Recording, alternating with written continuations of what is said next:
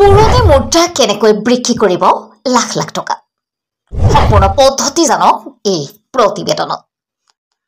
আপুনি হয়তো এবাৰ হলেও কৰবাত শুনিছে যে পুৰণি মুদ্ৰা নোট বা মুদ্ৰা লাখ লাখ টকাত বিক্ৰী হয় আশ্চৰ্যজনকভাৱে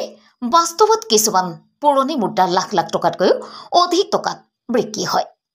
হয়তো আপোনাৰ ঘৰতো এনেকুৱা কিছুমান মুদ্ৰা আছে কিন্তু পুৰণি মুদ্ৰা লাখ লাখ টকাত কেনেকৈ বিক্ৰী কৰিব হেয়া সকলোৱে নাজানে গতিকে আজি আমি এই বিষয়ে বিতংভাৱে আলোচনা কৰিম পুৰণি নোট বা মুদ্ৰাৰ দাম ইমান বেছি কিয় আমি শুনিছো যে পুৰণি নোট বা মুদ্ৰা লাখ লাখ টকাত বিক্ৰী হয় পুৰণি মুদ্ৰাৰ দাম কিয় আপুনি হয়তো এই বিষয়ে বহুতে ভাবিছে কিন্তু উত্তৰ নাপালে আসলতে পুৰণি মুদ্ৰাৰ মূল্য বিভিন্ন কাৰকৰ ওপৰত নিৰ্ভৰ কৰে বিৰলতা মুদ্ৰা যিমানেই বিৰল সিমানেই দাম বেছি ঐতিহাসিক তাৎপৰ্য ঐতিহাসিক পৰিঘটনাৰ সৈতে জড়িত মুদ্ৰাৰ মূল্য অধিক অৱস্থা ভাল অৱস্থাত থকা মুদ্ৰাৰ মূল্য অধিক চাহিদা সংগ্ৰাহকৰ পৰা চাহিদাই এটা মুদ্ৰাৰ মূল্য বৃদ্ধি কৰে পুৰণি মুদ্ৰা কেনেকৈ বিক্ৰী কৰিব আমাৰ বহুতৰে ঘৰত পুৰণি মুদ্ৰা আছে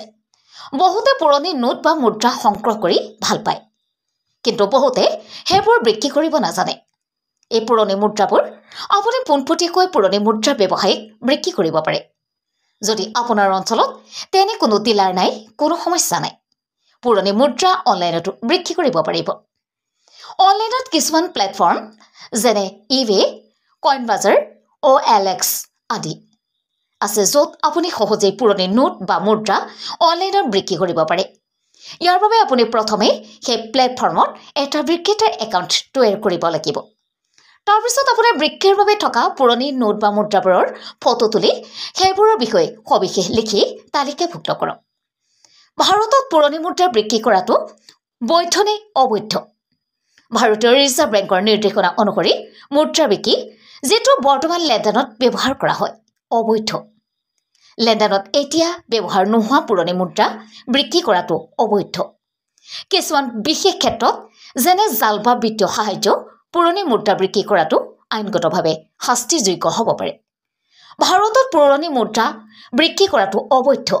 কিন্তু কিছুমান নিয়ম মানি চলিব লাগিব পুৰণি মুদ্ৰাৰ বজাৰখন ভালদৰে বুজিলে ব্যৱসায়ৰ লগত জড়িত বিপদ হ্ৰাস পায়